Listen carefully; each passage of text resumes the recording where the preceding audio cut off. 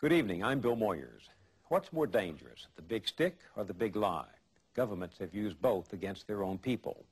Tonight I'll be talking with a man who has been thinking about how we can see the developing lie.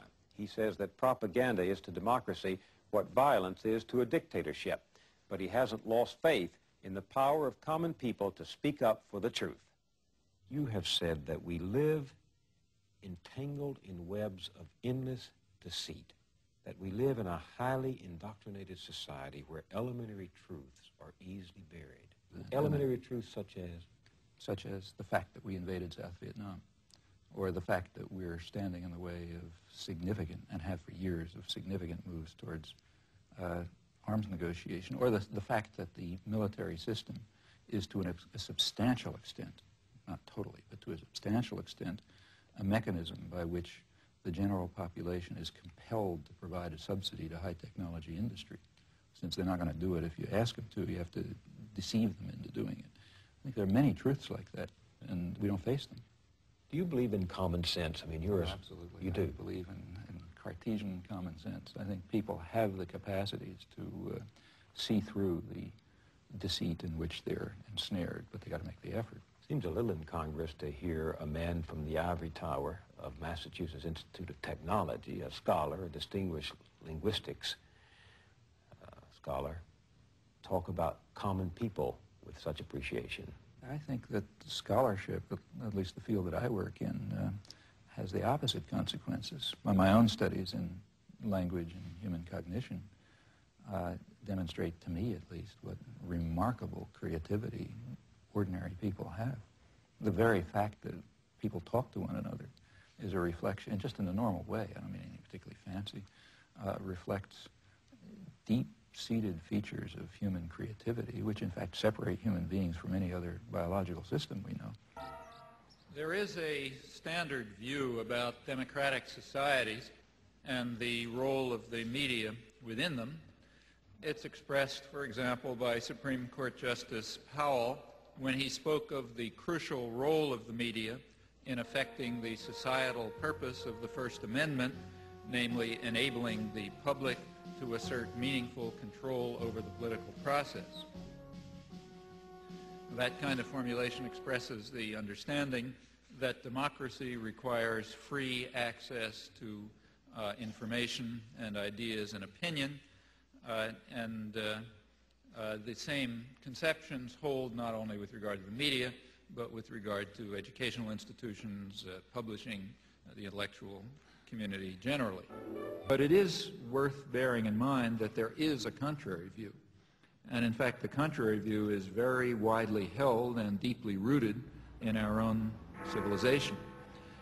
It goes back to the origins of modern democracy, to the 17th century English Revolution, which was a complicated affair like most popular revolutions.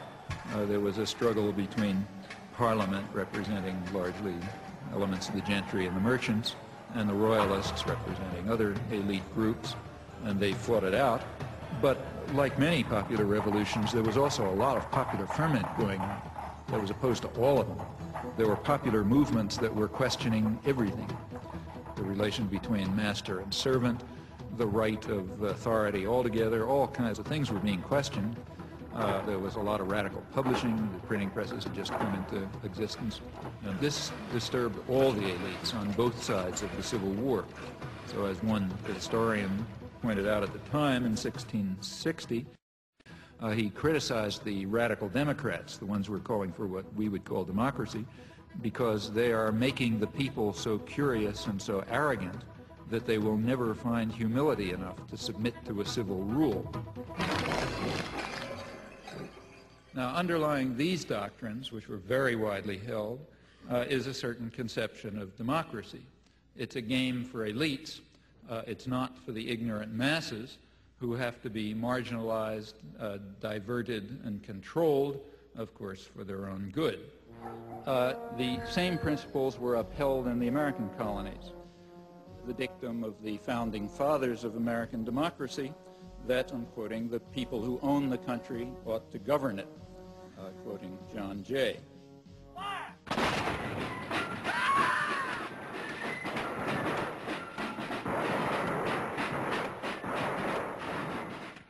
Now, in modern times, for elites, this contrary view about the intellectual life and the media and so on, this contrary view, in fact, is the standard one, I think, apart from rhetorical flourishes.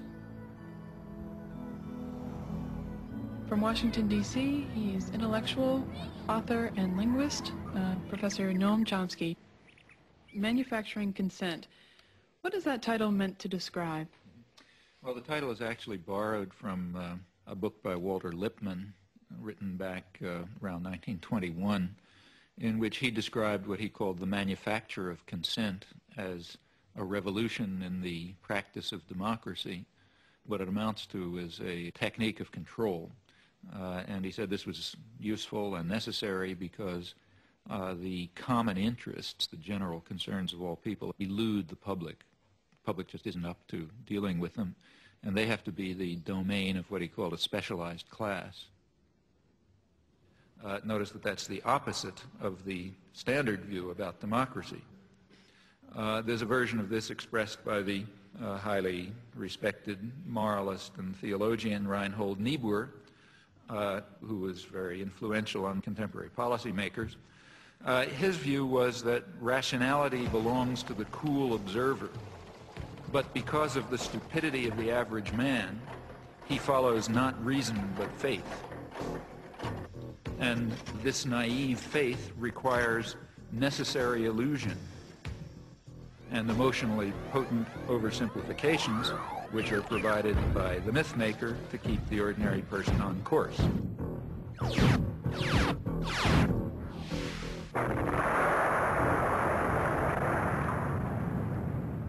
It's not the case, as the naive might think, that indoctrination is inconsistent with democracy. Rather, as this whole line of thinkers observes, it's the essence of democracy.